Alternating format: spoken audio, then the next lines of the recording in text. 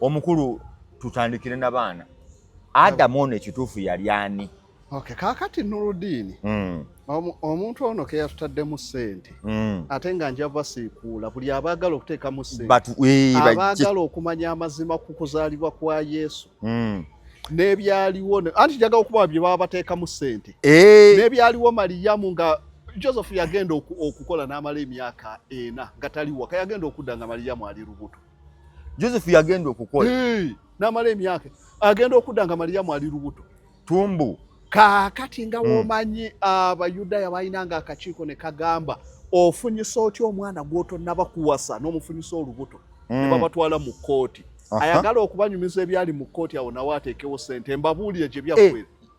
Ofunyisa atya omwana olubuto nga kuba mateeka gaali gagamba ag'Abayudaaya olina okubanga omuwasiza naye ye baamumuwa kuba Mariyamu yali yakulira mu tempo. Tempo ng'omwana waatuuka mu nsonga tosobola kuyingiza musaayi mu tempo ne bamugobayo mu tempo. Kati ne baddira ne bakuba akalulu ne bakuŋŋaanya bassemwandu bonna mu Isirayiri ne bakuba akalulu. Baali bangi n'abalala. Kaakati akalulu ka Mariyamu kakwata Yosefu. Nti gwogenda otwala Mariyamu. Yosefu yali myaka nga 6 yali mukadde. Musajja mukulu. Nti gwogenda otwala Mariyamu. Yosefu n'agamba simutwala. Ne basooka bamutisa ne bamusomera ebyawandiikibwa. Nga lwaki tamutwala? Yali ebyokuwasa nga akadde ayina abaana abakulu abasinga akaana akato. Towulyangayo baganda ba Yesu. Yesu alina ne baganda be. Kaakati bateekemu ssente mbamalireyo. Nga Mariyamu yabazaalo ba Yosefu. Oba ojja kitubulira. Njabi bamalirayo bateekemu ssente. Taata we yazaala abaana. Yesu alina baganda be. Alina baganda be tujja kubalaba n'eki ne baganda eki kye baayogera ku Yesu ne detail. Wabagaana ebyamagero Yesu bye yakola mu buto Bayibuli byetaakuwa. Ebyo nja kubibabuulira. Ate bano abawanuuza. Eno emboozi nayo twagala ogitugaziyizeemu. Yawasa teyawasa. Aho nawo bwe baba baagala nawo nja kubasomesa. Yawasa teyawasa. Nze nja kubasomesaawo tobipapya. Sisika. Tobipapya. Naye nga waliwo ekibyogerako ekyo. Anti bangi wano babadde baŋŋamba. Bagamba ebyo biboozi twagala bupuruufu. Kati olwaleero ngenda kusooka mbasannyalaze. Ngenda kusooka mbagireyo puruufu zino gye ziva. Ngenda otandika obasomesa nga tewakyali awakana. Nga nabo bakakasa. Nga tewakyali awakana. So kati nja basomesa. Abaagala okubasomesa nga Solomoni atandika obulogo nga bamuwa ne magical ring. Awo nawo nja basomesaawo. Ono mu Bible King Solomoni. Obulogo bwali ku Solomoni. Nga mulogo mukungwa. Mama. Ne batuuka n'okumuwa empeta n'agiwa akaana ogundi Stanike yali anuunangamu omusaayi. Omanye kyali mu kuzimba tempo. Solomoni yalina akaana ke yali ayagala naye Stani buli kiro ng'ajja n'akanuunamu omusaayi mu ngalo. Akaana ne kakonziba. Akaana Solomoni n'akabuuza nkuliisa emmere ku omusaayi lwaki okonziba ne kamubuulira. Solomoni mu Katonda kwe kumusindikira ringi eyo magical ring. Naawa malayika nti gimuwe. Era n'olaba pasita beesiba empeta ezo. Eddogo liba mu mpeta ezo kamala. Mukama ye yagiweereza.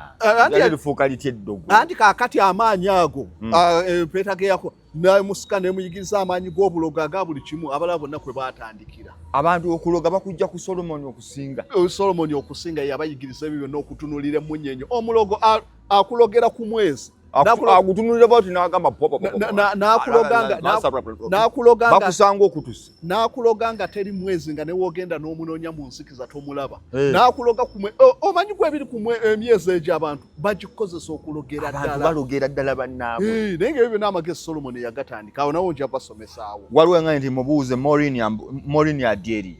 Angana omusajja oyo yayogerako ku basezi. Byonna ebyo tujja kubyogera. Betuufu n'abasezi gye balinga birina ne science waabyo. Awo wonna nja kutuukawo. Mbalaga professor obijja waggwe. No, abantu kye balina okumanya. Olaba n'ekintu kye bayita vision. Vision si kyekintu ekiri awo nti oli yeeyoleseddwa. Buli lwokeera ng'olowooza ku kintu emirundi egisinga. N'odini olaba abayimbi awo bakingi saha. Ayiya oluyimba ne lutuuka ne lumulema bw'alumaliriza. N'agenda yeebaka mutule aloota ekiddako. Ekyo bayita vision. Awandiika firimu script. Awandiika n'etuuka ku paati n'abulwa kyateekawo n'agenda yeebaka. Aloota ekiddako n'akiwandiika. Nawe gwe nalaba nga ye bw'aba ayiya bigaana ng'agamba mumpeeyo ku miti awo. nakuma ekibira ku mumwa wano obwongo butuuka ne bwextendinga ekyo kye bayita vision. Kaakati naffe abasoma tuukanga abaliko vision n'otuuka ebintu ng'obiranga woogira kano kagatta mangu nakiri obitegeera mangu singa obisoma n'obigatta mangu. So kaakati bino byonna sitole ziri awo, nja kujja nzibawe n'obukakafu. Naye obukakafu eyagambye abaana ba Adamu abalongo gw'obajja wa manyi abantu bonna abasinga we baagala. Naye Nurdini ngenda kufuna komenti okwo nnyingi abamu nga bampisaamu eggaali ono anyumya biboozi tebiriiyo tebikola ki. So kaakati mbula okusomera comments negenda maaso. Kaakati okubasomesa obulungi abaana nina ekitabo ekimu kyenjagala okufuna kyennina wano kiri complicated mukko bayinza obutategeera bulungi wenna akibasomera. Nina kyenjagala okufuna mbasomere kiri simplified then ndyoke mbalage abaana ano scriptures kuba kiri mu chapter ya 9 mu eyogera ku baana. Chapter nja kujja njibasomera okuddira ddala awo. Naye kyenjagala okusooka okujjawo abantu bamanye ebitabo bino byangenda obasomera okujjamu Adamu bwe yazaala bagenda kuvayo bagambe si bituufu bya kiyaaye byali byaki. Njagala nsooke embalaga ebitabo bino, njagala obireete kuba nyina muwala wange wano Irene Lukwago y'omu ku basinga okupostinga waako abantu gye basinzireyo ne balyoka babuuza ebibuuzo negena maaso. Kaakati njagala olwaleero kyenjagala okusooka okusomesaako njagala kujjawo abantu kye bagamba ennyo nti canonist of the Bible. Nga kitegeeza ki? Nti kanoni, waliwo kanoni ze basinziirangako okukola ki Bible eyo okulondamu ebitabo, era ne batugamba nti inspired by the Holy Spirit. Kyenjagala nsooke mbasomeseeko ngendo tuuka okubagirayo ekitabo ekyogera ku bulamu bwa Adamu, ekibala kye baalya ekituwaako details characteristics ez'ekibala zaali zitya, ekinyonyola Kayini yatta atya muganda we, Eva yazaala atya, Adamu okufa baani abaamuziika, tine Katonda yajja n'atuula we baamuziika. Ebyo byonna tujja kubiraba. Njagala bigenda otuuka okubisomesa abantu nga tebajja kugamba tebyali inspired by Holy Spirit ovola baabisunsula. Kyenjagala okusooka okulaga abantu Bayibuli eno okujja nga bagisunsula bajjamu ebitabo ne balekamu ebimu kyava ku ki. Era ndaga abantu nti kye babagamba mbu inspired by the Holy Spirit X tekiriiyo, tebakako mwoyo mutukuvu tekibanga nayo. Oli naafuna amafuta naafuna okwolesebwa n'awandiika nga Moses. Kaakati kantandikire ku Moses. Nga Moses. Kantandikire ku Moses. So ekitabo kino njagala okusooka okuhandolinga aka Moses nti ekitabo kye ngenda okubawaako ekirimu ebikwata ku bulamu bwa Adamu okuva kutondebwa okutuukira ddala ku mataba ga Nuuwa, byonna ebyaliwo awo mu Bayibuli yaffe gye tulina ey'Abangalika n'ey'Abaprotestant n'ey'Abakatuliki mulimu 4% ekinene ennyo kukunnyonnyola ku ebyo. Bayibuli yaffe gye tulaba simanya Genesis ennyonnyolako ka 4% kokka ku 100 ku byaliwo, ate ebitabo biri ebirala bye binnyonnyola Bayibuli ennyonnyolako 4%. So kaakati ebitabo bino ebinnyonnyola gye biri. Naye kiki nti we tubijjayo ne batugamba ebyo baabisunsula baabigaana. Kyenjagala okubalaga nti tewaali kusunsula kwali awo, tekwali mu ati yenna omwaka mulamba n'ekintu ogwaki ogw'okusunsula ebitabo ebyo ng'ogamba bagamba gwali mwaka ki? Bagambye gwali mwaka mu bisatu eyo. Ani akulimba leka kuwabya bantu. So kaakati nze kambasomese ojja kweddamu weka nti gwali mwaka. Njagala okusooka okulaga abantu kaakati ekitabo kino kye ngenda okuhandolinga ennyo abantu kye baagala ekijja okunnyonnyola abaana ba Adamu. Tematema. Ekitabo kino kigwa mu bitabo bye bayita Forgotten Books of Eden. Forgotten Books of Eden. Then ate waliyo ne bayita Lost Books of the Bible. Lost Books of the Bible. Bino byo bya New Testament, Lost Books, era ebitabo biwerera ddala kumpi nga 15 tebabiteeka mu New Testament. Deliberately babyali tebinnajja. Byonna ngenda kuwa ensonga. Genda maaso. Then forgotten books of Eden. Mulimu ebitabo bingi. Mulimu ekitabo ekya Testament of Adam and Eve. Oba kye bayita conflict between Adam, Eve and Satan. Conflict between Adam, Eve and Satan. Yes, lwaki tulina amannya ga mirundi mingiko nti wamu bakiyita Testament of Adam and Eve, ewa ne batugamba the revelation of Moses. Wano we wali ensobi mwenna ne babawabya. Ebyo byonna bitabo byanjawulo. Nedda kitabo kimu naye bakiwa amannya ag'enjawulo lwaki? Ana bantandikirewo okusomesa abantu. Tema. Njagala bawulire. Kaakati. Era bimu byenja okusomesa nja kujja mbasomese ku mizingo gyonna gye bajja mu Bayibuli. Tandika okulaga emizingo gyabanga bwolaba omukeeka kwe baawandiikanga. Olumu ne tablets ku mayinja kwe baawandiikanga. So byonna ebyo bye musoma ebya olubereberye biki baabijjanga ku mizingo egy'enjawulo. Ebyo bene byo mirembe mizingo egy'enjawulo. Emizingo gino gyazuulibwa mu biseera eby'enjawulo. Yes. Bayibuli eno omuzingo ogusinga ogumu oguliko Bayibuli baguyita Dead Sea Scroll. Ogwo tujja kulabako. Nagwo muzingo baguzuula ku Dead Sea. Dead Sea y'ennyanja eri mu Isirayiri awo. Ennyanja eyo ya munnyo nnyo. Bakiyita hypersalination. Omunnyo omungi nti ne woowugako tebakukiiza yadde gukuyingireko mu matu ojja kufa ne mu maaso. Era bagande gakuyingira dukirawo amalwaliro gali kumpi. Naye ennyanja owugirako bwoti nga tolina na kidoma tomanyi na kuwuga n'otokaayo amazzi gazitowa. Kaakati awo bajjawo omuzingo ogutagambika gwali mu mpuku. Ng'eyo gye baagukweka. Ogwo guli awo Dead Sea Scroll. Kati waliwo Armenian Scroll. Ogwo gwali mu Armenia. Armenian Scroll. Oyo gye emizingo gyakola kinene mu kuwandiika Bayibuli zino zonna zikompayiringa. Ne tugattako n'omuzingo ogumu. Guno gwe gwabuzaabuza abantu ne babalimba nti n'ebitabo bi Revelation naki byawandiikibwa Moses. Omuzingo guno baguyita Codex Sinaiticus. Codex Sinaiticus. Nga guva mu Sinai. Oyogedde. Omuzingo guno gwazuulibwa ndoza lwali 1844. Awo 1844 obocha before. Nga Yesu tannabaawo. Nga Yesu waali. Nga amaze okubaawo. So kaakati yes. Nga Yesu amaze okubeerawo. Era eyaguzuula. Omusajja ono ngenda kumwogerako nnyo kuba ye yatabula n'ayonoona abantu. Njagala abanaateekako comments bonna. Basooke bakebere. Asooka ambuulire. Ani yabagamba oba yabulira kalidinaali oba pasayina n'amugamba nti nno ekitabo kya luberebere Moses yakiwandiika. Njagala oli ambuulire. Obujulizi abujjawo obugamba nti kyali kya Moses. Bwe yagenda ku lusozi. Yesu Katonda n'ayogera naye. Awo yali ku mateeka. Ngamba bye bazzeemu bo wano mu comment.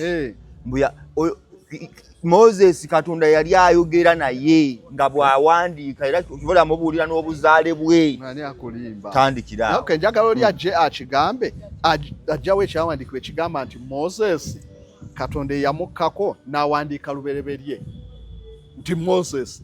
Omuntu eyabuzaabuza ensi yali musajja baali bamuyita Frederick Constantine Lobegot von Emperor. Von Tichendorf. Kangaddemu amannya bonna bagende bamunoonyezo. Yali biblical scholar era professor University Leipzig Germany. 1844 we yazuulira omuzingo guno. Baali bamuyita Lebegot. Frederick Constantine von Tichendorf. So oli atekamu butesi Tichendorf bajja kukule. Tichendorf yali musajja yatwala obudde n'asoma eddiini e Germany. N'anoonyeza ku New Testament n'agizza wali. Ono agenda okujjanga King James yazaggwa nga baawandiika dda. Genesis gwa. Yes, nga bawandiika dda. Naye njagala okulaga we yava okugamba bati King James yawandiikira tebabagambako nti ebitabo bino bya Moses tekyaliwo. Wabula ono ye yaleeta nti nno ebitabo ebya Pentateuch oba ebitaano ebisooka byawandiikibwa Moses. Ono ye yakiteekawo mu buwandiike era ku records ye yeka bwe tujja okusanga bye batandikira okubiyita 1889 okubiyita nti bitabo bya Moses. Emabega yonna tewali yakigambako nti bya Moses. Zemba wa facts.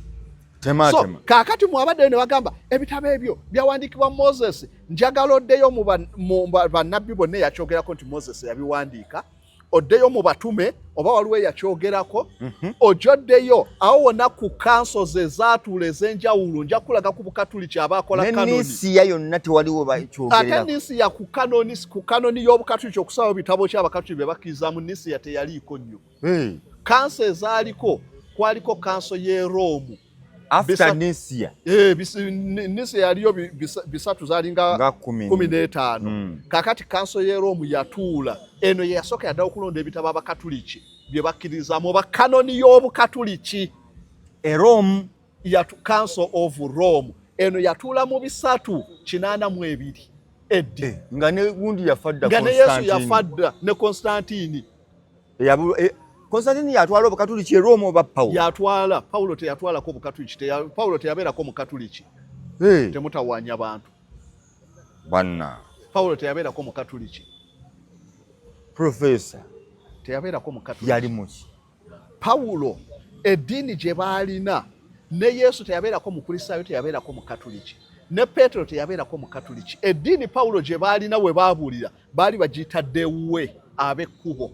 Lyerinnya lye beeyita. Era okutandika okubayita Abakristaayo kyatandikira yali nkerabidde akabuga ngera mu ttaka awo akabuga gye baatandika we baagenda nga baava e Yerusaalemi ne bajja nga babuulira Yesu bye yabuuliranga ne baga be bano abagoberera Kristo ne babayita Abakristaayo. Obukristaayo bwatandika Yesu ng'agenza ova emyaka kumpi nga 20. Ne batandika okuyita ababuulira Yesu bye yabuuliranga. Tesabbiiti osobola yagamba tibeba n'Abakristo ne bava mu b'ekkubo olwo ne babayita Abakristaayo abagobezi ba Kristo. Olwo batandika okubayita Abakristiyani. Saawa wonna ne batambula nga Abakristiyani. Ba Petero ne babuulira nga Abakristiyani. Ba Petero bonna, ba Paulo bonna, ba Timoseewo. Ng'ono abalaba agamba baogera bya Yesu Kristo n'abafuula Christian. Saawa wonna ne babuulira. So there was no religion called Christianity. Teyaliwo wabula baba wabuwirinnya nti abagoberera Yesu, teachings za Yesu be bano. We baavanga e Yerusaalemi ne bajja okubuulira gundi awo mu ttaka awo. Waliwo Kolinsi, waliyo n'akatawuni nkeerabidde nnyo gye baasooka. Era ne awo tekali mu bino ebiri gundi ebiri popular. Nga bw'ogamba Istanbul. Waliyo Alexandria kuba ze zimu ku zaali diocese ezaasooka. Waliyo diocese ya Alexandria Egypt, n'abeerawo ey'e Kolinsi, n'abeerawo ey'e Rome, ey'e Jerusalem, naye waliwo awo kenneerabidde awo. So kaakati awo bwe Bukristaayo. Kaakati kanso eyasooka okuteekawo kanoni ey'Obukatuliki ye kanso y'e Rome. Naye eno nja kujja nzitunulako mu detail mbalage we baatandika n'okulonda ebitabo by'Obukatuliki. Kati gwagamba nti baali inspired nga kanso njagala kuwa waliwo wano Ankara, Istanbul, Izmir. Ebyo bya kaakati. Anti ono agenda n'abuuza agamba nti no Antalya, Izmir, obubuga bwa kaakati byakyuka dda. Ankara tebaaliwo. Angenhab. Ebibuga ebyaliwo luliwe waliwo Birewudokiya, Efesiyani, Filisitiya, n'abeera Thessalonika, bye byaliwo gundi Collins, Gazintepu, Simanya Basa, ebyo bireke nnyo ebyo Trabzon. Ebyo bipya nnyo tebiriwo. Tebirinawe biriwo. Ebyo byakyuka nnyo ne mu Bayibuli tebabimanyi nako ebyo byonna. Kambiveeko. Biveeko ebyo tebitumalira budde. So kaakati mbadde nkulaga nti omusajja ono Omujamani Tichendov yatambula n'asooka Nezandi n'agenda mu Italy n'agenda n'alyoka akkirira mu Middle East. Mpulira. Wakirira mu Middle East. Omusajja ono Omujamani professor yasoma theology ne philosophy. Ono ye yabagamba mu ebitabo bino bya Moses. anti yali professor nga akoze okunoonyereza okumala. So kakati we yatambula n'agenda mu Middle East n'agenda Syria n'agenda wa laba wagenda paka Sinai. Wano ku lusozi ku Photo Hills oba ku slopes za Sinai. Ku banks. Waliwo banks za mugga yes. Slopes za lusozi ku Mountain Sinai. Okay. Yagendayo ndoza lali 1842 paka 44 ng'ali mu Middle East akola kunoonyereza. Laba mu kutambula wagwa ku gye bayita St. Catherine's Monastery. St. Catherine's Monastery esangibwa ku lusozi Sinai awo. Bagizimba 548 ono agenzeyo 1800 548 bazimba St. Catherine's Monastery. Era kino kyekigo ekikyakoze record mu byafaayo by'ensi okubeera nga kibadde inhabited for so long nga mulimu abamonko tebakikubanga tebavangawo. So abamonko abo bakizimba 548 abamonko ne batandika kibeeramu. Abamonko bano baafuna ebitabo bingi. Era ekyewunyisa omusajja ono yatuuka ku bamonko yasangawo n'ebimu bye baali bakumya omuliro nga naye byonna byali bitabo byawandikwa ku mizingo ng'emikeeka by'Abayudaaya. Era twafiirwa information nyingi, ebintu bingi ebyayonooneka. Lwaki? Ebitabo bino abantu baabiddusanga mu biseera biri ebya Dark Ages ebya gundi persecution. Gwe nagambako Emperor Diocletian bisatu awo yayigganyanga buli ey'ekitambusima yalina kyasinze ekitali kyabwe. N'abagamba na buli mizingo gyonna gina kubeera property ya Roman Empire. Buli agulina guweeyo bw'otoguwaayo gwakufa. Abantu baddusa emizingo egyo. Be bawamba Roman Empire eyita buli muzingo bagugireetere. Nga wono kuba yali nnene. Noba nti ekisolo wali abalina emizingo egyo gye gibawaganyaza nti no Katonda w'Abayudaaya n'Abakristaayo Yesu. N'agamba mu Roman Empire yonna tetukiza muntu n'omu kuba na muzingo gwogera ku Yesu na gwogera ku nzikiza ya Kiyudaaya. Gyonna mugireeta oba seekyo mujja kufa. Abaana baddusa emizingo. Kyova egisinga gyonna gyaggweranga mu mpuku, egisinga baasima misime. Era egisinga gyonna bagireetanga egyali emiwandiike ng'ensonda zaayulika, ebirala byayulika. Kati bagattanga bugasi. Kyova olaba abaakola kano oba abaawandiika Bayibuli zino bagatta walingawo scroll oba script ne script B, C, ne emizingo gyalinga gye bagattanga ne bakompeyalinga ogw'Omwameniya gwayogera kikulu bereberye, ogw'omu Buwalabu ogwa Alexandria ne bajja nga bafuna information. Kaakati abataakompeyalinganga baakopanga bya muzingo gumu ne babiteeka mu Bayibuli. Kati abaakoppa Genesis baakoppa bya muzingo gumu ne beerabira nti no waliyo ogwali ku Sinai, waliwo ogwali Alexandria ogwina information endala. Genesis already yaliwo. Anti Genesis nga persecution tennabaawo. Genesis anti nkulaga. Akwa ebintu bino binene nti ombuzo olumu ngena nti njagala nkusomesa okuva ku Bayibuli eyasooka okuteekebwa awamu ne bagamba bino bye bitabo ebikola awamu Bayibuli. Yali Bayibuli y'Abahebuli ey'Abayudaaya ye yasooka. Bayibuli y'Abayudaaya bagikompayiringa ndi kuba emizingo buli muzingo gwabeeranga separate. Ng'osanga Genesis gulinga mukeeka ogwo guli wali omulala guli eri. Kati baasikayo omuzingo okuli Genesis okuli gundi kuva okuli ki Abayudaaya ne bagikopa ne bagiteeka awamu. Olwo ne bakola Torah. Yes, omuzingo gumu. So kakati lwakuba ebyokwogerako bingi simanyi oba ononzijjukira ntandikirawo ku Bayudaaya nsooke nkumaleyo omusajja ono eyazuula ebitabo bino era mwe tujja bino ebitabo bye tubasomesa. Ono atali Mujamani? Omujamani gwe badde nkugamba nti kakati waatuuka onzizaayo wali ku Torah oba bagikuŋŋaanya. Oŋambye Torah Genesis baakolako ekintu kimu omuzingo gumu ne bakola ojja kulagawa. So kakati ono gundi Tichendofu bwe yatuuka mu monastery yasanga abaliyo monastery ku Sinai. Monastery zino zaabeeranga n'abazikulira baabayitanga ba Abbot. Naye Abbot yalondebwanga kuva Rome. Nti Abbot wa monastery ye Yerusaalemi eye Sinai nga Rome yebalonda. Lwaki? Bukatuliki anti we wali wawamba ebiseera ebyo. Awagundi yali yamaze Constantine yali yajja dda nkugambye bagizimba monastery 548 nga Constantine yajja dda tegeza monastery bateekamu abasisita abafa bonna ne babateeka. Tebaliyo. Tebyaliyo ebyabasisita edda. Byajja muziku ba St. Francis ba St. Augustine of Hippo be batandika ebyo ebyabasisita tebyaliwo. era Francis bajja ddi bo bajja mu myaka ki bajja luvannyuma wano 4-5 nga Constantine yamala ddi okuwamba obukatuliki. Constantine ye yawamba Christianity. Baaposo ba Petro gye baabuulira Constantine n'amala n'agiwamba n'agifuula n'alyoka agifuula universal kyekiyisa Catholic ebuna wonna universal religion. Constantine baali luli nga bakyagoberera nzikiriza ya Yesu bye yabuuliranga. Constantine olw'okubayigganya bano ba Diocletian, Constantine najja n'ayisa kye bayita Edict of Milan ekyawa obukristaayo eddembe. Era ne balangira okuva na leero Roman Empire ffenna tusinza bukristaayo. Naye obukristaayo bwe tusinza Constantine yagamba mulimu bingi bye mulemye okukaanya.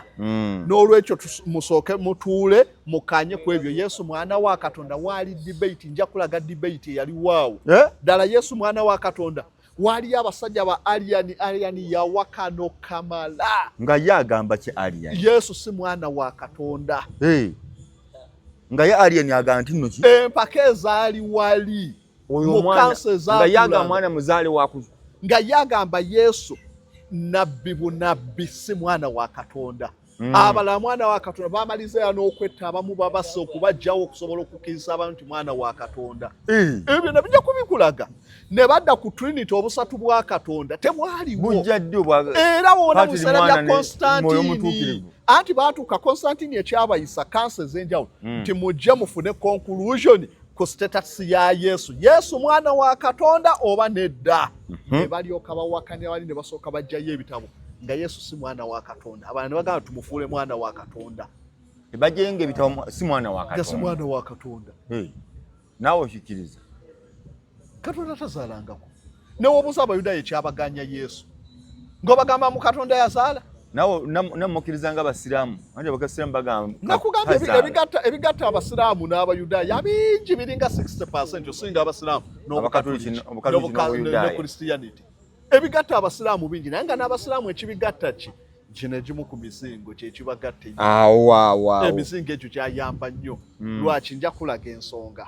So kaakati ebyo byonna mbadde mbikulaga tulaba njagala obe ng'owulira. Yes, naye nga nja kubireeta mu detail tugambe tukwate ku kansa kye basasula kye tugaziya. Yes, byonna nja kubigaziya yadde nga mbireeta olw'okunnyonnyola.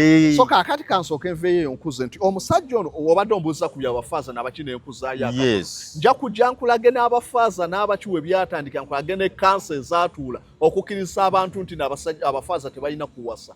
Ne force gye baateekamu bafoosinga temuwasa. Baateekamu ne force ne bayisa kansa yeegi negamba ebyokuwasa ffe tubifudde tteeka teri kuwasa. 14 olwo bayetaka bawasanga naye ne bajja nga bateekawo paka ya kansa ey'olukumi ndowooza yali kansa ye Trent ye yatuula ne bayitaba ne bagamba ebyokuwa ng'ekyabalemesa bagaane bafaaza okuwasa nti myaka egyo waliwo enkola eya feudalism.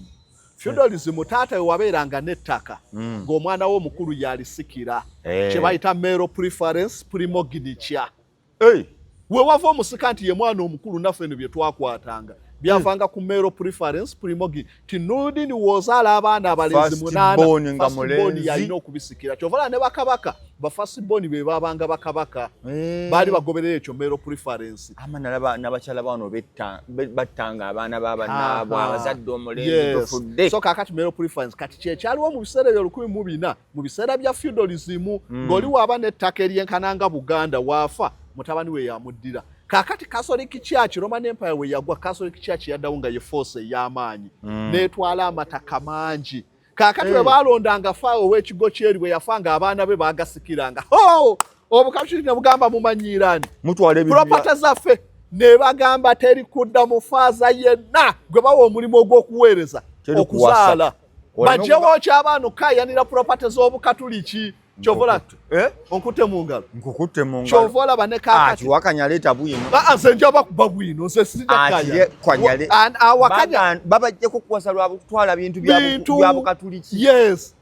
Faza bo yafanga nga abaana bagabiri bya kitaffe. Abasooka okugamba nti no tebaawase bagoberera teachings za Paulo yagamba okuwasa n'obutawasa olw'obulungi bw'omulimu gwa Katonda osobola obutawasa era Paulo teyawasa naye nga Paulo ensonga zinnazibagamba Paulo yali musajja mubi yalina eriiso lya nsenke kaali kasajja kampimpi ng'abantu tebakalabawo nga buli lwe kwogera bakawakanyira kye kyaleeta n'enkaayana mu kyaki ye Kolinsi lwa Paulo nfaana naye nga tetusobola kufugibwa muntu bw'atyo abakolinso ne bagamba nedda so kaakati teyawasa kaakati n'advice ng'abakola ogw'okubuulira naye bataaliwasiza kaakati wewaava ba St. Augustine obutawasa so luli kyali deliberate weeyagalira wekka naye kaakati kanso ye Trent ye yakifuula etteeka nga balabye abantu basikira abaana basikira ebyobugagga by'obukatuliki naddala ettaka so kaakati ekyo nakyo ndikihandula tuzeewo omusajja we yatuuka ku Sinaayi n'agenda agwa ku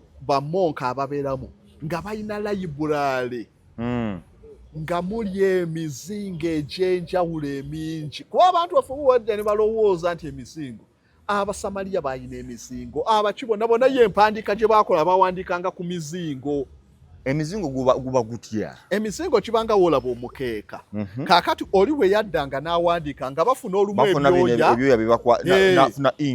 tewaalinga inki bakozesanga masanda oba ebintu oba n'okutabula olumu balina bye batabulanga inki kuba baali bakola engoye za siriki biki byonna tekinologi baali bamuyina kati baatabulanga oli n'ateekamu n'awandiika awandiika ava waggulu akkirira n'addayo n'ayambuka n'akkirira n'amala kyamaze owandiika n'akiza ggulu n'awandiika n'akigenda kibanga mukeeka era baagiteekangamu n'obuti obuti bwe bawodde obulungi ng'oli aguzingulula bw'ati era gwe omuzingo Yesu gwe yasoma mu tempo ne bamuwa ekitabo kya Isaaya bamuwa muzingo n'abikkula ati n'asoma kati Isaaya yenna omusanga ali ku muzingo gulinga mukeeka oba kapeti omuzingo kaakati abamu abaalinga gye bali tewali mizingo kuba emizingo egyo nagyo gyakolebwanga mu ki baagikolanga mu miti emisikamoli oba fig tree oba gawolaba emituba baagikolanga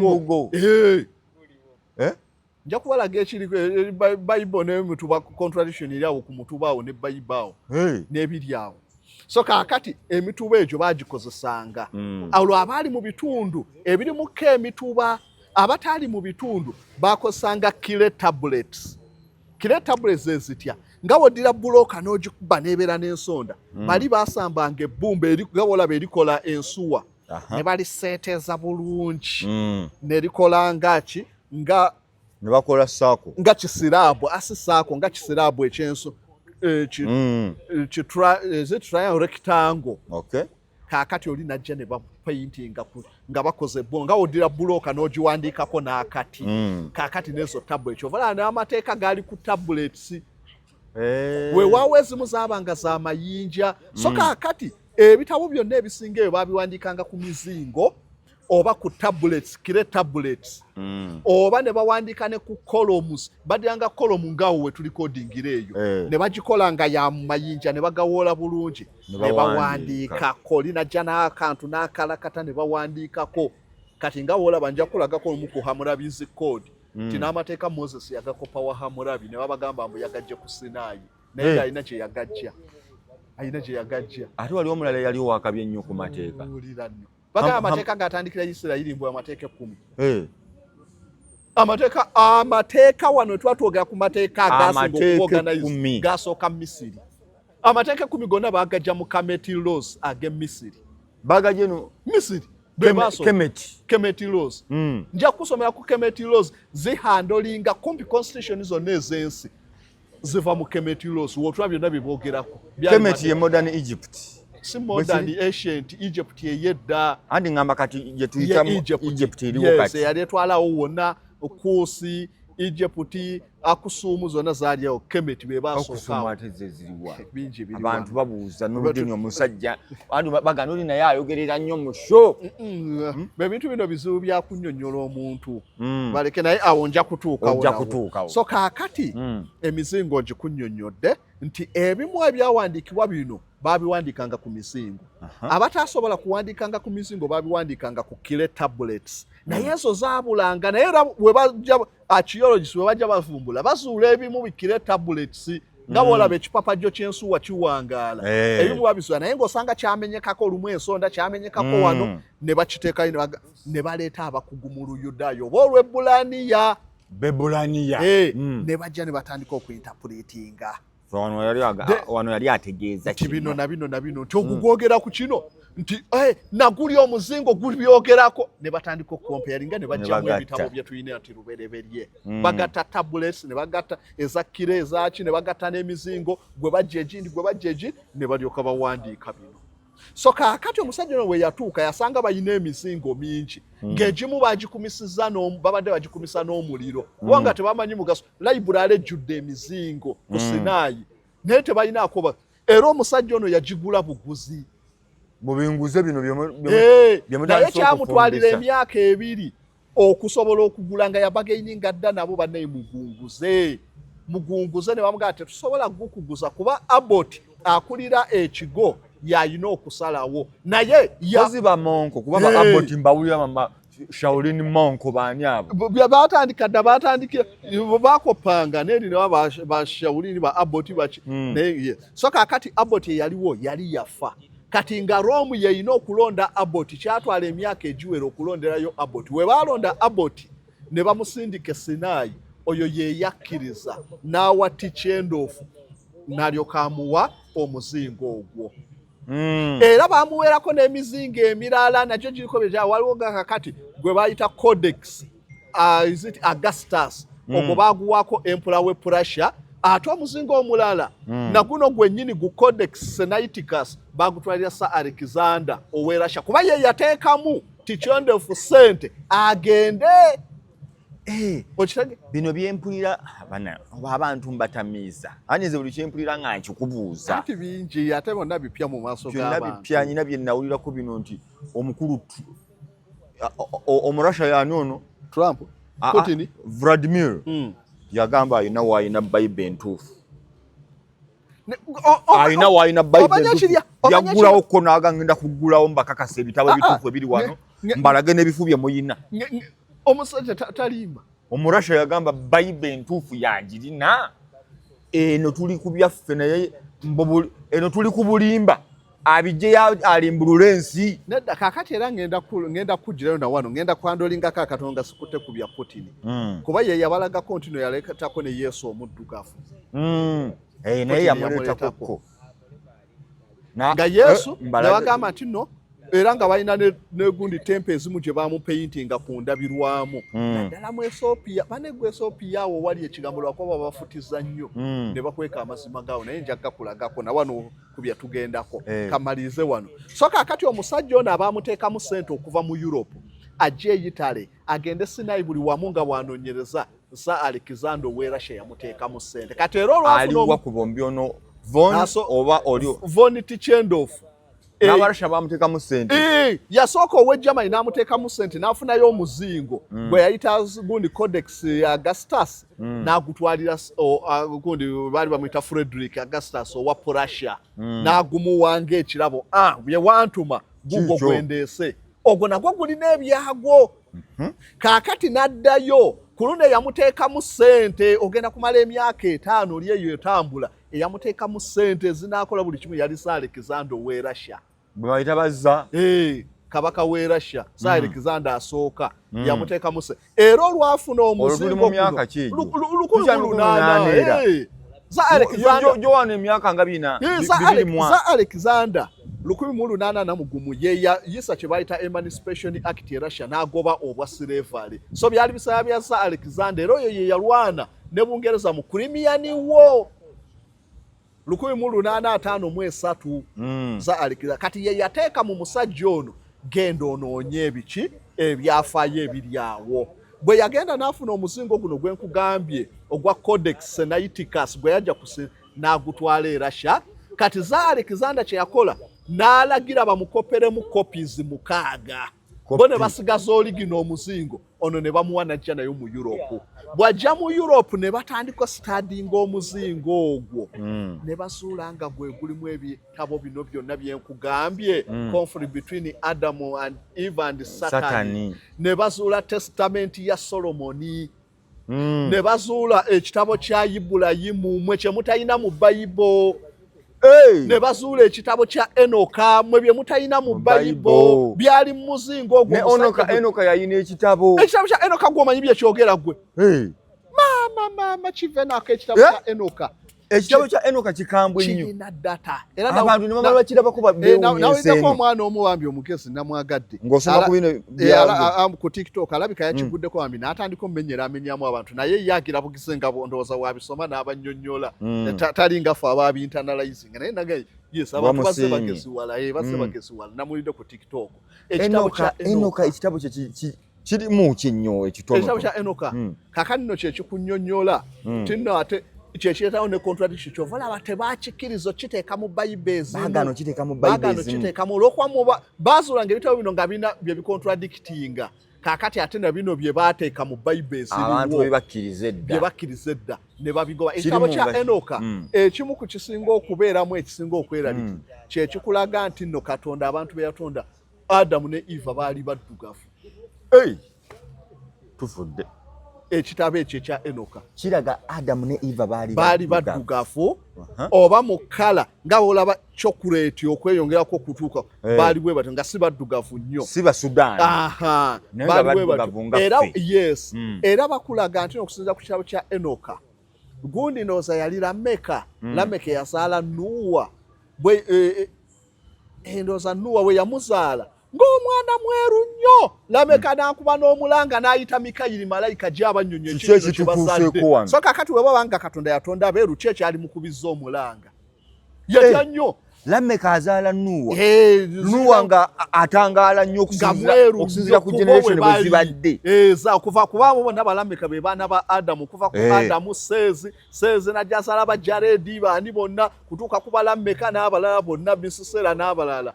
So kakati oli bwe yazaala sijjukira bulungi siri sate naye nja kuddamu nkinoonyeze eiza yali Lameka kuzaala Nuwa. Bakulaga mu kitabo kya Enoka nga yali mweru nnyo bonna ne batya ne bagamba malayika ajja atuyambe. Yes. Omwana azadde ekitegeeza tebaali basungu. Kakati ebyo ebimu kubikubisa ebitabo ebyo.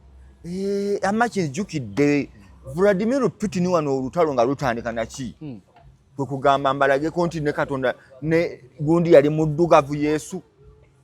Adamu nti yali muddugavu. Negomanye ebiri wano.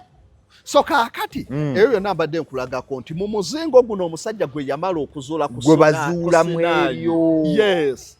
1800 ana aze ku Sinaayi n'agugula ne sente ze era bangi baamuvumira mu Europe.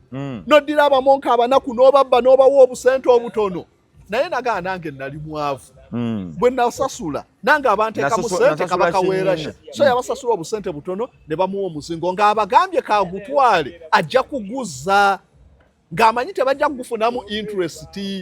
Agutwala agulage kabaka eyamutaddemu ssente. Ebibino bye nazudde. Gyewantumye natuuse. Yes. Era bibino byenvudde nayo. Kakasandivuddeyo. Kakati watuuka eri kabaka Abarasha ne guba. Kyovola Abarasha balina ebitabo ebyo Putin bye babagamba nti balina data. Tebalimba balina data. Basirika busirisi. Ensi bagirina wano. Abasodox Roman Empire olwagwa ye church yali organized eyaddako. Mpulira aba Orthodox. Yes, bebo ba Orthodox. Bebaliwa. Katuleke tujja kutuuka tunaddayo abantu bingi chovala ndagambye nebintu wewe tunajja maaso eyo. Abantu bajja tusabanga tunyonyole ku deni zaabo. Orthodox jecha. Buddhism tuzibanyonyole. Adventist bavaawa. Bahawula bavaawa, obulokole buvaawa, byonna tujja kubibawa buli kye baagala kyonna. Tujja bibawa. Omusajja so kakati omusajja wamala agutusiza eri ne bagwagala. Ne bagusigaza ne bamuwamu copies wazireeta mu Europe n'alyoka atandika okuziwandiika. Oyo mu Germany wa Fivon. Kubanga omusajja yali yasoma theology ne philosophy. Kaakati bwawandiika najjajjamu ekitabo ekyo kye yayita Revelation of Moses. Olw'okuba yasomanga gwogera nnyo ku Moses n'amala n'agamba kyokwa Moses yali domina n'agamba eno yali Revelation kyali kitabo kye yawandiika ng'ajja mu muzingo guli gwe yafuna n'awandiika ekyo kyayita Revelation of Moses. Kaakati abalala omuzingo guno gwe gugwe gwe yajja ku Sinaayi naye waliyo ate n'omuzingo gwe bajjamu Bayibuli ate gwo gwadda. waliyo n'omuzingo era ogwogera ku kitabo kyekimu kino conflict between egwogera ku byali mu bulamu obwali mu lusuku Edeni n'abaana be bazaala si muzingo gumu gwokka ono yazuula ogwo Sinaayi ne gumuwa ebyo nakita revelation of Moses ate ng'olwedde waliyo n'abaali babiwandiikako edda mu Bible ey'Abalatini gye bayita Vulgate Bible. Yes. Mbadde manyi y'Abalatini gye bavunula ne bagituwa mu Luzungu. Ate ey'Oluzungu yava mu Septuagint ey'Abagriiki. Septuagint. Banna.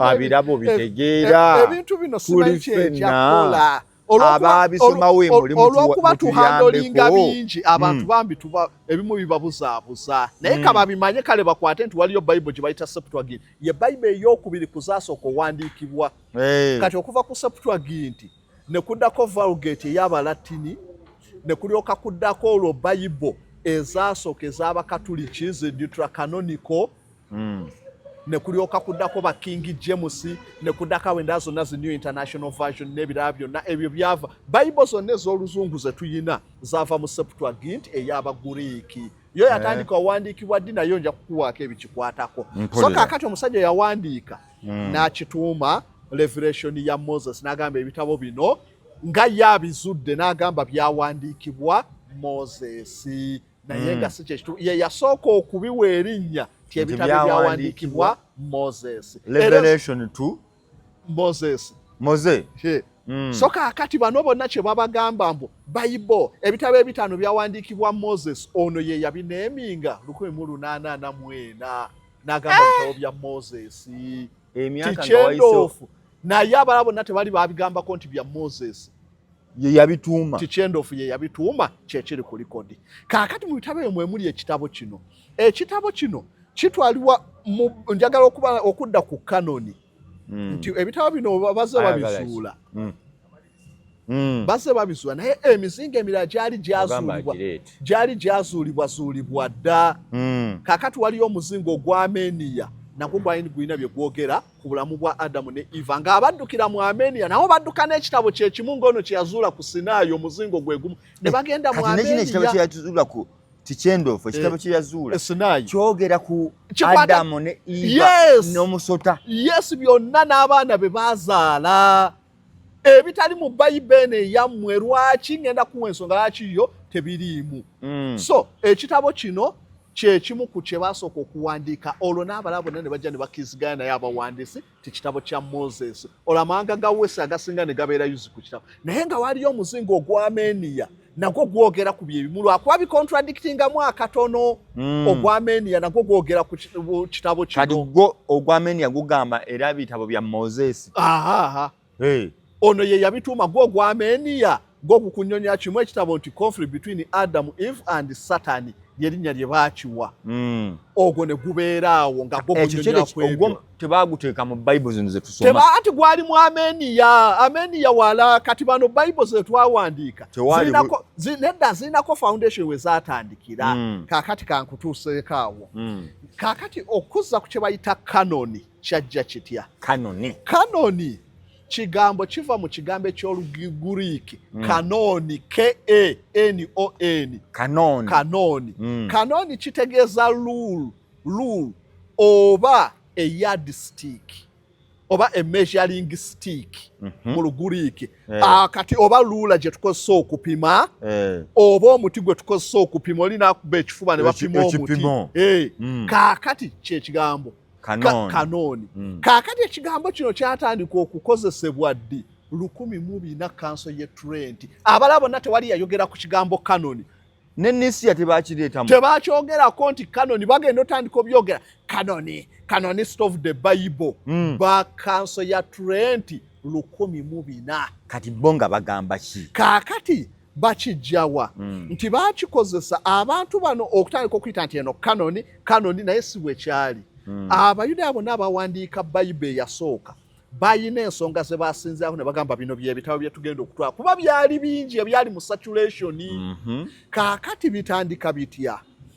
nti nno kanoni ekigambo nkunyonidde mwe kiva we baali bawandiika Bayibuli eyasookera ddala yali y'Abayudaaya Bayibuli eno bakuŋŋaanya emizingo egy'enjawulo ng'era kino baakijjawa nti no we baabatwala mu bunyage Babuloni ku mulembe gwa Nebukadduneeza jjukira tempo yonna baagyokya abantu baddukanga n'emizingo buli eyataasanga kye yataasa ky'osobodde ky'ogenda nakyo kyosikamu kaakati ne bagenda nagyo Babuloni ekitegeeza egimu jjajja n'okujja kubanga ebintu bingi ebyo byasaanawo tetwabifuna era twakola loosi naddala mu kwokya layibulale ya Alexandria waliwo agasiro agayokya layibulale ya Alexandria wana Egypt agagavandala agamu North Africa ago ne bamameruuka abaavamu sajja beri byali bisiru tokaaba so kaakati we bookya tempo buli bamu bajjanga basikawo bataasa ebitabo ne babatwala mu bunyage n'ebitabo byabwe Babuloni kaakati Cyrus the Great wamala okuwamba Babuloni waddawo empire ya Bumedi ne Buperusi Cyrus yakkiriza Abayudaaya baddeyo bazimbe tempo ne byonna ebyabwe bye baawamba ebikompe bya gold ebisukka mu 5,000 amasowaani aga gold ebiki byonna ebyotereza ebya zaabu mwe baateekanga obubaani byonna obwambe bwe bakozesanga mu saddaaka okuwaayo byonna baabitwala Cyrus yabibawa kati n'emizingo ne babalagira badde nagyo kati ne bayoola Babuloni mwagijja Yerusaalemi ne mugitwala Babuloni babawambi kati ate mugizaayo Babuloni mu kugizaayo abaakulira okuzaayo Abayudaaya Babuloni kwaliko Nekemeya kwaliko Ezira nabbi Ezira Nekemeya n'omulala baali bamuyitaani Zerubbaberi ye yalinga Ssaabakabona era bano be baakwasa byonna ebintu nti Cyrus biibyo tubibawadde Abayudaaya muddeyo nabyo mwolekere kaakati we baatuuka ne bakomawo ne layibulale ezimu ezitaayokyebwa Nekemeya olwatuuka ne batandika okwera jjukira emyaka gyayitawo mingi kumpi emyaka nga gyali ndowooza nga 8 arawundi ne batandika okwera mu bifo byonna ebyali mu Isirayiri ebyasigala kaakati n'ebimu mu kukebera mu layibulale Nekemeya n'agenda agwa ku bitabo era w'osoma ekitabo kya Nekemeya chapter esooka ndowooza lunyiriri lwa 13 paka 15 Nekemeya we yateerawo gye tutwalanga kanoni gye baasinziirako okulonda nti bino bye bitabo bye tukkiriza mu Bayibuli y'Abayudaaya Tanaka Nekemeya ye yaleeyinga foundation teyagiyita kanoni wabula ye yagamba bugambi nti bwe twabadde tuweera tempo n'ebitabo byonna nagudde ku layibulale lwakuba sibaddeko na Bayibuli naali basomeddemukko naye nzijukira nakakwotinzeeko wano olw'okwagala okukabasomesaamu naye simanyi nga Nekemeya agamba mazo bwe baayeze ne bazigula buli ewakyafuna kino okukebera ebiri mu layibulale yagudde ku bitabo ebimu oba ku mizingo so kati wano Nekemeya chapter ey'okubiri 13-15 Nekemeya agamba nti we founded a library and collected books about kings nakuŋŋanya ebitabo ebyogera ku bakabaka prophets banabbi and writings about offerings n'ebirala n'egundi liturgical duty so kaakati bino bye yayogerako bye basinzirako okugamba bino bye bitabo birina okuba mu Bayibuli y'Abayudaaya Nekemeya ng'akomyewo okuva Babuloni oluvannyuma lw'emyaka 8 kuba baabatwala rawundi 5 ndowooza 73 Cyrus n'ajjanga 5 13 awo ng'ekyasa kiggwako anti baabalanga badda mabega mu BC bino byonyumya before ne Yesu nga tannajja tempo bagisanyawo 5 ndowooza 72 ne babatwala mu bunyage Babuloni then ne bakomawo nga mu 5 12 ne baddayo Yerusalemu kaakati Nekemeya waatuuka era Bayibuli ya Tanaka y'Abayudaaya tewaali kanoni gye basinziirako nga mwe babalimba canonist of the Bible kanoni gye balinga gye baagobera ate nga si kigambo kanoni kulaze kanoni kyatandika kukozesebwa 1400 kanso ya Trent naye kanoni tekyakozesebwanga wano Nekemeya yabagamba bugambi nti nga tukomyewo okuva mu bunyage oba period gye tuyita post-exilic period exilic period exilic post oluvannyuma lwa exile waliwo kye bayita pre-exilic period before exile ne post we baakomawo nga mumazo kiwedde yes tukomyewo mwawambibwa ne mugenda ne muwaŋŋanguka kati mukomyewo kati mukukomawo muwaŋŋangusa ebitabo bingi ebyawandiikibwa Daniel jjukira bwe yagendera Babuloni Daniel n'aba mugezi ne Sadraki Misaki n'Abedunego ebitabo bya Daniel byawandiikibwa mu period eyo ya bunyage ebitabo by'aba Yeremiya byawandiikibwa before bunyage ng'abalabula we mutaakole bino ennyumba erisaanawo era yasaanawo Yeremiya yabiwandiika before Ezekiel n'awandiika nti the valley of dry bones ndaba amagumba nga ayiragula ku nyumba ba Hoseya bonna ne balagula ku nyumba ya Isirayiri mu biseera bya Exile so kakati ebitabo bibyo nannekemeya bwe badda bye baazuula ne writings endala nga muno mwe muli kakati kansooke nkunnyonnyoleko nkulaze nekemeya wannyonnyolera kino baazuulamu ebitabo ebikwata ku bakabaka baazula bitwala ku bakabaka bannabbi ne writings ezikwata ku offering n'ensinza n'ebirala byonna y'Abayudaaya era we baabisuula ebyo by'ebitabo bye baateeka mu Tanaka y'Abayudaaya ebitabo 24 bye biri mu Bayibuli y'Abayudaaya 24 books yes bye bitya mu bitabo bino 24 era abantu kye n'abasomesa luli ekirungi tebaddamu kuwakana bakkiriza nti Bayibuli y'Abayudaaya ye Tanaka. Bayibuli eno erimu section 3. Section esooka ye ya Torah. Torah eno bagikompayiringa mu mwaka gwa 4 BC ne bagigatta wamu yonna nti ne baddira omuzingo oguliko Genesis ogubadde wali ne baleeta n'ogwakuva n'ogwaki ne babiwandiika wamu nebikola section ya Torah mu bina twogera nga Yesu tajja so okuva bina kutuuka ku 2 BC Torah eno we bagikompayiringira gena maaso kaakati Torah bagikompayiringa lwaki nti Nekemeya yagamba twazuula ebitabo ebyogera ku ki ku bakabaka n'ebyogera ku teachings kyeki b'Abayudaaya tebabiyita bitabo bya Moses babiyita ebitabo ebya teachings ebisomesa byasomesa bwe yatandika kusaddaaka kuki so kakati mu teachings mulimu ebitabo 5 bye bikola Torah Genesis, Leviticus, Exodus, Number and Deuteronomy ebitabo bikadde ebyo byonna zebama ebiri anti Bible sigimanyi mama ebiri ne mugundi mu New Testament ebyo tebiriye abiri mu Old Testament wano mu yamwe eno y'Abakatuliki naye Abayudaaya tebalina Old Testament bo tebabimanyi eyo Testament bo bayineemu nga Torah kati Torah yegatta Tanaka kakati section esooka basinzira ku Nekemeya baddira ebitabo ebikwata ku teachings zonna Abayisirayiri we baatambula bye baakola ki byonna ne byogera ku nsi bwe yatandikibwawo naye nga nabo tebamanyi byogera bitya wabula ku bitabo bye balina essaawa eyo mizingo gye baagwako obutono bwaga nti Adamu yazaala abaana Kayini ne gundi ne bakomaawo olw'okuba tebalina birala details so bo ne bakuwandiikira ebira mu Tanaka y'Abayudaaya ebyo bye birimu ebyogera ku kutonda ensi n'okwonoona so nga abalala babirina kaakati eyo Torah nebeera ng'erimu ebitabo 5 ebiri ku teachings ebisomesa 5 kaakati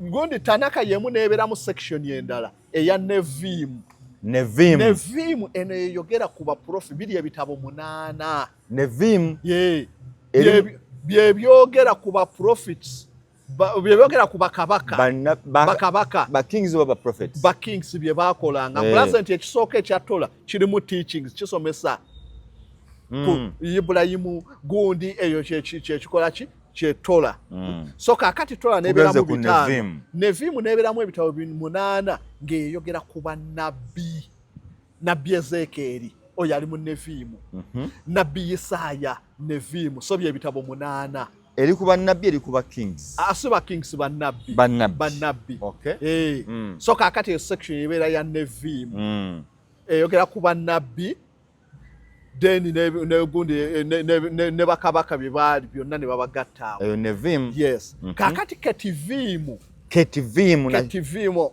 eyo yennyonnyola ku literature omulamu emuli ebitabo nga gundi omubuulizi ebiki byonna ebyo kakati section erimu ebitabo 11 kati 11 wogatta n'8 n'ebitaano bye bitabo 24 so ebikola Tanaka tebalina mbuno mwoyo ye yaba inspiringa tebamanya abayudaaya mwoyo tebamumanyi nako so oli wagamba mwoyo ya inspiringa abayudaaya tebamanyi mwoyo Yesu ye yaleeta ebya mwoyo bo tebabimanyi nako abayudaaya abayisirayiri tebagalira ddala abayudaaya munjikiriza ya Judaism ey'abayisirayiri ebya mwoyo mutukuvu tebabimanyi tebira nti oli yayimirira ewantu Katonda n'amukkako n'amugamba emboga eyiza okunyookeraawo bo mwoyo tebamumanyi n'obagamba mwoyo kanso y'ennisi ye yaleeta bamwoyo n'ebirala ebyo so kaakati Tanaka ne gwa so mukola Tanaka tewaaliwo inspiration mu ya mwoyo mutukuvu ne Kemeya ye yaba inspiringa kaakati obutongerako Bible nkamalize wano obutongerako Bible eno ne Kemeya we yamala okuwandiika waaliwo bannabbi abalala abaddako naye kyovola nti Bible yaffe ekoba ku Malaki we yabeerawo ndowooza mu kyasa kyakusatu BC Malaki ye nabbi Bible y'Abayudaaya ekoma ku Malaki ekyasa ekyokusatu around byemyaka gya bina awo Malaki we yabeerayo ye nabbi eyasembayo okuvaawo wonna tetwadda kumanya ku bikwata ku Isirayiri naye nga history yaliyo waliyo abaddako bannabbi abalala n'abaki naye tebabawandiikako olwaki tinno ne Kemeya yali yamala dda okubalaga ebirina okuteekebwa mu Bible y'Abayudaaya tebayongerako birala kaakati ebitabo ebirala byebiri mu Bible y'Abakatuliki yesinga ku y'Abaprotestant Bible y'Abakatuliki ya bitabo 74 ey'Abaprotestant ya 66 zaawukana maama we oyagala kunkomya tutandikirawo oba tugende mu maaso nga tetunnakoma njagala kugira kati olwo byogambidde byakutya ku baana ba Adamu anti ebitabo kyenkulaza nti no mu Bible y'Abayudaaya eyogerako nti Adamu yazaala Kayini Aberi Seezi nekomaawo teyongerako ey'Abayudaaya kaakati wagambye n'ey'Abayudaaya nayo teyabiwandiikako yasika muzingo gumu kwe yasinziira gyali gyasaasaana dda gyali gyasaasaana dda mu kubayigganya emizingo gyatandika okusaasaana mu mwaka gwa 722 era emizingo egisinga egiri pure emituufu ennyo ogisanga mu Ethiopia Putin gye yeewaana nakyo lwaki nti mu Ethiopia era n'omuzingo guno gwennyini gwe nkugambye gundi Codex Sinaiticus baali tebaguwandiika mu Luyudaaya baali baguwandiika mu Gezes lulimi lw'aba Ethiopia Abayudaaya abali mu Ethiopia be balina olulimi olwo lwa Gezes olwali balutwala nga liturgical language of the Tawahedo Church of Ethiopia Tawahedo Church ye church ey'Abayudaaya ey'omu Ethiopia era church eno abaliyo Abayudaaya abali mu Ethiopia be bayita ba Beta Jews Abayudaaya balimu ebika abaddala bali Ethiopia Abayudaaya abaddala ba Beta Jews gye bali Abayudaaya bawerera ddala kaakati Abayudaaya bano baatuuka batya nti no mu Assyrian Empire ye yasooka okuwamba ekiyitibwa Isirayiri njoka Isirayiri okuva kabaka David ne Solomon yakutukamu kingdoms bbiri kingdom eya Isirayiri eya mu north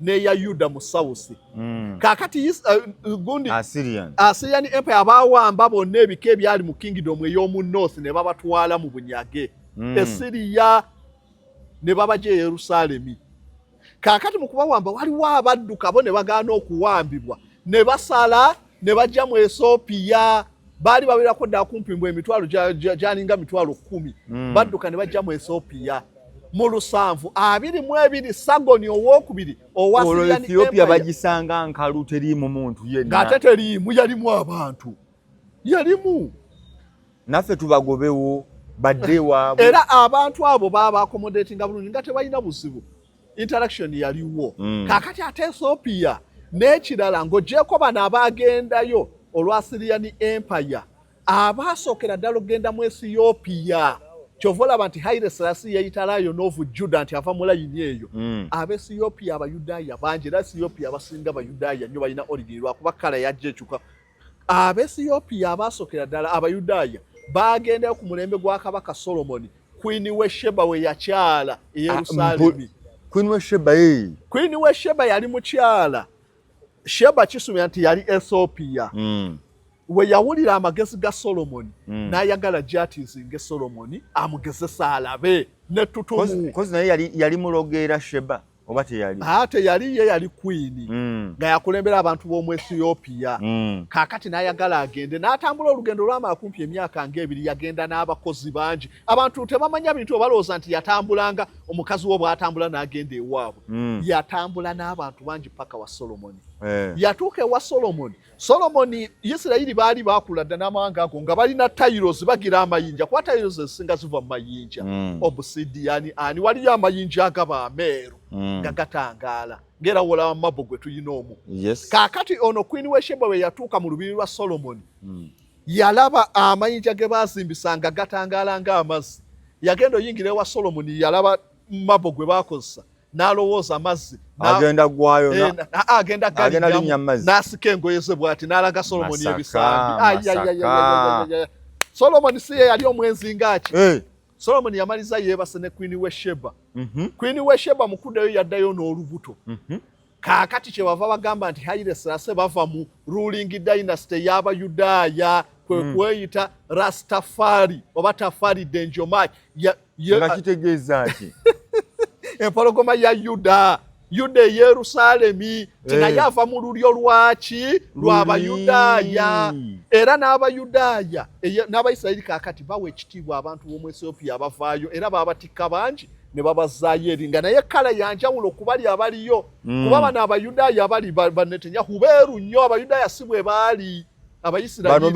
Isirayiri yali mutufu ogamba nti Bayisirayiri bano bawamba buwambi Netanyahu nga wamukebedde alina y'Abayudaaya beyeeyita Poland eyo bonna Abayudaaya abatuufu be bano abali mu Ethiopia abaddukira e Lebanoni n'akasana ne kabaaca ne batu balinga wolaba bano ab'Eritrea be tulaba n'abakibwe batyo so kaakati Queen we Sheba mu kuddayo yaddayo n'olubuto ate ne bamuweerako n'Abayudaaya bangi nga ebirabo kaakati abo nabo ne baddayo ne basenga mu Ethiopia kaakati kwe bagatta ne Sargon we yawambira gundi mu biseera bya Syrian conquest 722 nabo ne baddu Abayudaaya bangi ne bagwera mu Ethiopia be bayita ba Beta Jew Abayudaaya b'omu Ethiopia era abayina religion yaabwe ya Tawahedo Church era be bayina emizingo era nabo basoma Tanaka be bayina emizingo gino egimu eja Bayibo bayina emizingo egiri ku alaali mu Ethiopia badduka nagyo kaakati eriyo ate ne Bayibo endala ey'Abasamaliya nga Abayudaaya Abasamaliya Abayudaaya be baatwalibwa Abayudaaya mu biseera bya Syrian conquest 722 ne batwalibwa Siriya bwe baatwalibwa Siriya tulugamba BC bwe baatwalibwa Siriya baatuka Assyrian Empire yatwala ebbanga ddene ng'ekyafuga ne batuuka ne beerabira ebyokudda mu Isirayiri abamu baakoma abala ne bagaanirayo bano baagenda nabo n'emizingo era emizingo egyo girina information era girina ebimu bye baatabulanga ne biconfusinga kati omuzingo gw'e Siriya oba gwe bayita Samarian Kanoni nabo balina Bayibo eyaabwe efaanaganamu ey'Abayudaaya etya nti Tola ebitabo ebitaano nabali bye bakkiririzaamu Abasamaliya abadduka nabo baganda b'Abayudaaya so nabo balina Bayibo naye yaabwe ekoma ku bitabo bitaano byokka ekoma ku Tola ne vimu kati vimu mbuno bino by'abakabaka n'ebiki bye baakola bitabo by'Abayoswa bo baabigaana lwaki ti ebisinga baagenda nga bo bali mu buwambe ebisinga bo ne babigaana baakoma era bo bagamba nti ebitabo ebituufu byokka byebyo ebitaano Abasamaliya Bayibo yaabwe nga nabo Bayudaaya Abasamaliya gye bali mu Siriya Jordan baasaasaana amawanga era ebitabo byabwe ebyo biyina enjawulo nti webituuka ku myaka egimu egy'abano bajjajja baffe nti Adamu yafiira ku 93 ekyabo ate emyaka gyawukana bo bawakanamu tegyali 93 bagamba bakyalinga 9 around 8 baawukanamu myaka then eyo gyogera ki ku baana emizingo abaana baagamu anti nagyo era tegyogera ku baana olw'okuba gifaanagana n'Abayudaaya tebaafuna mizingo gino mirala Ab'Ethiopia abeeri gye balina nabo Armenia Armenia, Slovenic gundi sikuriputi then n'abalatini oba abaroomu gwe baafuna egimu ku bate nabo bagira nga gyogera ku baana so kaakati kamalize kano nti kaakati abo abasamaliya ab'omu Ethiopia bwe bakaayanira n'Abayudaaya ne baawukanamu mu bitabo ebitukuvu kyekyabwe kya bitabo 5 byokka tebagattako bino ebirala then ekirala mu bitabo byabwe mu bimu ku teachings zaabwe ekintu ekya monogamy be bakireeta Abasamaliya. Abayudaaya tobabulira muno omusajja awasa mukazi omu. N'abajuwa n'Abayisirayiri bano nkugambye bikyusa bukyusa ennaku zino lwakundi kali kyanda naye Abayudaaya polygamy kyovola buli kabaka yawasanga bangi omuntu alina owasa abakazi bangi. Kakati Abayudaaya b'e Samaliya bo be balina monogamy be bakireeta mbu omusajja alina kuwasa mukazi omu tekiriiyo. Ne mu bino ebya Bayibuli by'okuwasa omukazi omu si bya Katonda. Ate bya Katonda. Katonda kye yagamba tino omukyala omukazi kyanavaaleka kitaawe ne nnyina n'agenda yeegatta ne musajja ne babeera muntu omu. Teyagamba nti nno n'awasa mukazi omu ne babeera muntu omu. Osobola okuwasa abakazi 3 mwenna nga muli muntu omu nga bonna beeyita mukyala Nuruddin bonna buli omu yawasa. Ibulayimu yawasa baawasa so tekyaliyo bo tebakimanyi. Kati bano b'e Samaliya be baleeta monogamy mu Bayudaaya bagikopa ate eyo mu Siriya tiwali abamu abalina enzikiza bo bawaso nabo ne bakireeta ne bakiteeka mu kitabo kyabwe eky'Abasamaliya. Era bo bawakanya n'Abayudaaya nti Katonda ne Moses amateeka teyagafunira ku Sinaayi bo bagamba yagafunira ku mountain Garizimu eri ng'ova Isirayiri weeyongeranga mu North kudda Siriya. Era ekifo kyabwe kitukuvu si Yerusaalemi Garizimu. Kati ebyo bawakana naye nga bonna Bayudaaya omanye ekiryawo. So kaakati wano nsumuluddeko katono. Kaakati oluddako ngenda kudda mbaleetere kanoni y'Abakatoliki n'Abaprotestanti abalokole tetujja baleeta kwabo baluvannyuma nnyo bajjojjo wano olukumi nga batandika mu Amerika ennyo awo we batandikira wano abalokole we bajjira bajjojjo nnyo Yesu tannabamanya nabbamanyi abalokole ba 7 ba 18 abakyawo bonna badda era ni Giwaiti yaliwo ddi Giwaiti baamala kusoma bunnabbi bwa Daniel ne balagula ebifu ne beetundako ebyobugagga byonna mbu Yesu ajja n'atajja kweyita Adventist abalindirira. Era ni Giwaiti yalagula ng'asoma Daniel nti ennaku 26 olwo ekifo ekitukuvu ne kiryoka kirongoosa obunnabbi nga naye obunnabbi obusinga bwayita n'okuyita ye ne we baabalaba ne balaba nga butuukira 1844 ne balangirira enkomerero nti ejja ne babeera mu kusinza ne batunda ebyabwe byonna abaali tebanakufuuka ba Seventh Day naye nga baali bakuuma olunaku olw'omusanvu n'ebirala byonna nga balina futures. Kaakati ne batandika olunaku lwatuuka Yesu enkoko baziridde beetuuzeeko buli kimu era we baatandikira okudda ne babayita abalindirira Kristo. We byava awo 7 ne batandika okuzza ebirabo baali tebawa kimu kya 10 ne batandika obizza byonna ebyo tuzeewo kyaki twetundako ebyaffe twabitunda so bajja luvannyuma abo bonna kuwa information nkoze bubi nabakwano banga ba 7 bagamba badda nnyo era ni Giwaiti ye nabbi waabwe ba Yesu batya Yesu yamanya ku 7 oba Petero bale balina we bakwotinga Petero nga yogera ku 7 mu Bible yonna ate Yesu yayogera ku 7 ani n'obukatuuki teyabwogera kaakati mumwesibako lwaki kubanga oyinza okugamba nti aba 7 bagira aliko diweeziri Ellen Giwaiti ne William Mira nga batandika bo bakebere Ellen Giwaiti ne William Helen Giwaiti ne William Mira batandikira basome busomi kitabo kye The Great Controversy kyekyo kunyonya frustration yaliwo mu kulindira The Great Controversy. Yes nkutadde mbatadde mozerindako ekijimusa kya Fatiso nyindako ekijimusa kya Fatiso munkubire bukubire simu sigenda kyogera ku kijimusa 0701 55 85 63 awakana ku bye tuwogeddeko tuwe bwino wansi awo. Tokana bukanyi balimba. Tekawo bwino. Omuwe details otuquotingire n'ekitabo. Otulage ne kanoni tino bana Yezaala sanze nkulage. Ja kukulaga Bible nga bajja bakyusa bita 27 3 kiki bino tubiganye bino mbiganye. Kana Yezaala wali mu kulonda ebitabo bya Bible. Mwasiitana. Mama. Mbasiibudde mweraba.